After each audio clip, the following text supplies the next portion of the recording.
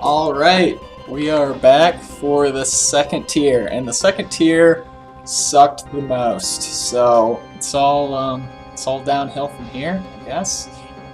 Or uphill? Downhill? I don't know.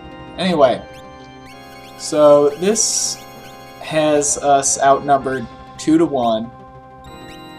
Already, that sucks balls. So I'm aiming for the tiger head first. I know these all have names like magic and tools and shit like that. Hit, that's one, I think. Anyway, I am not going to refer to them by their names because they're not really immediately obvious anyway, and besides, nobody knows what they are. Nobody. So this actually is the reason that I'm aiming for the tiger head first. He does Flare Star, which is a bitch. Perhaps you might remember that from your Atma Weapon days or Guardian. That was fun.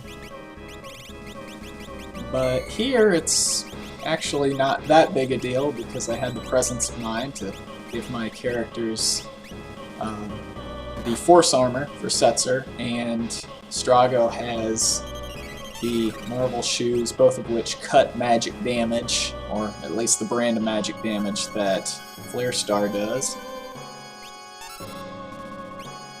So the real difficulty here was, first, at this point I was still trying to, foolishly,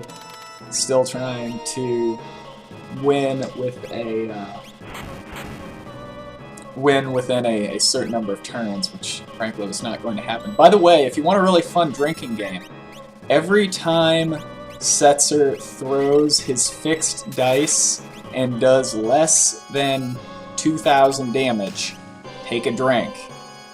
Because that's what Trump would or should do against pretty much everybody in the final battle. The other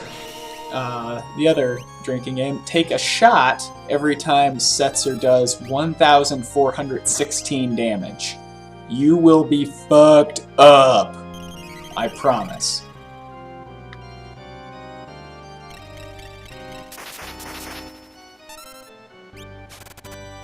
Oh, yeah, an addendum to that. Take a drink every time I forget to de-equip the Trump from Setzer. I'm awesome.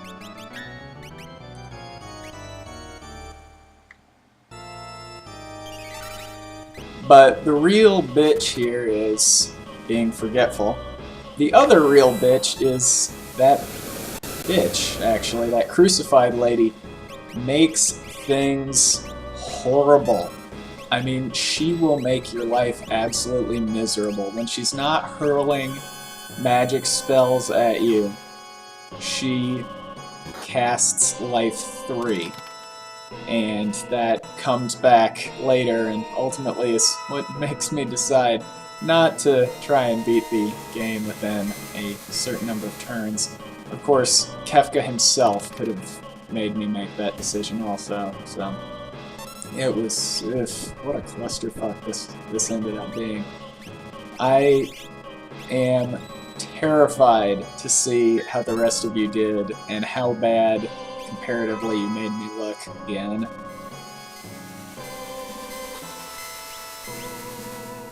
Anyway, I think that was my first mess up with the prime number challenge.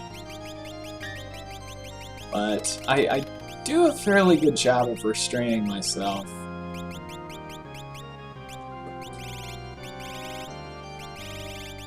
Yes, the item screen. Ugh. I mean, I feel really bad, and I'm terribly sorry, because that should not happen at all. That's so unprofessional.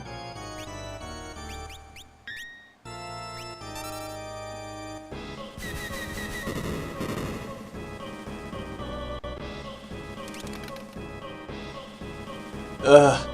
Seriously, the fixed dice just always sucked for me. Like, I could never get these things to regularly hit a decent amount of damage. Like, anybody who says that the fixed dice are great, shut up.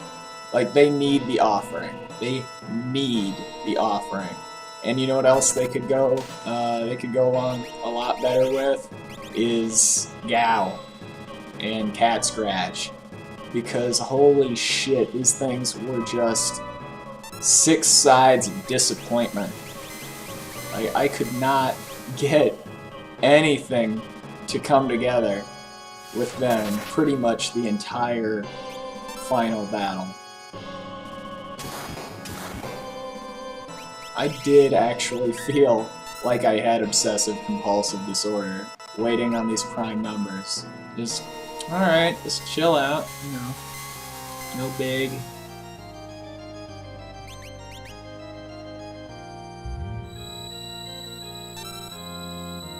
By the way, Delta Hit, I believe, is unblockable unless you have the ribbon or something that otherwise prevents Petrify status, which, of course, I do not have. No, actually, I felt like a genius for the first time giving Strago the gold hairpin, because they pretty much let him attack with impunity. And of course the damage was garbage, but you know, what can you do?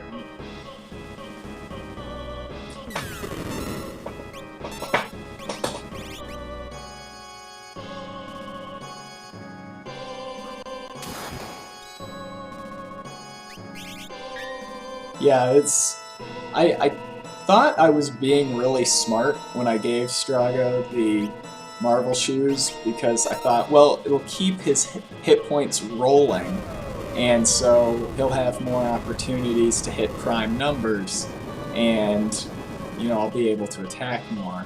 And it was a good idea, and it worked out a lot of the time, but it also gave me massive Grand Train blue balls. Just holy shit. There's so many times where I was just like, alright, let's do this. Let's knock out some good damage from my man Strago. And then just shit. Like, he ticks back 151 hit points, and it puts him at a 4 for the last digit. Just like, fuck. Oh, somebody cut me some slack. Jesus Christ, somebody rescue me from the item screen. Holy shit. It is a little bit less of an issue as the fight goes on, just because they throw so many status ailments at you at once that it only makes sense to use Remedy. Or, well, in my frustration-addled mind anyway. I have no idea what sort of malaise I was under when I didn't just use echo screens, but it's the final battle, you know, who cares? Use remedies. Why not? You know? Just use them. It's cool. And, oh my god, fixed dice. Just help me out here.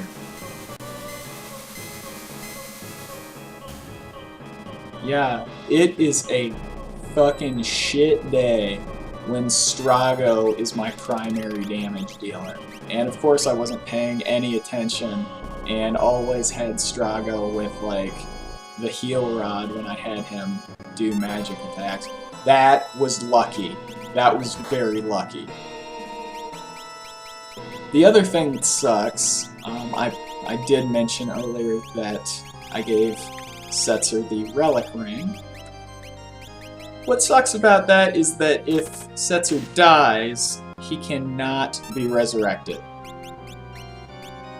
Damn. I mean, I had more resets due to Setzer dying than I think any other individual reason. And that's a damn shame.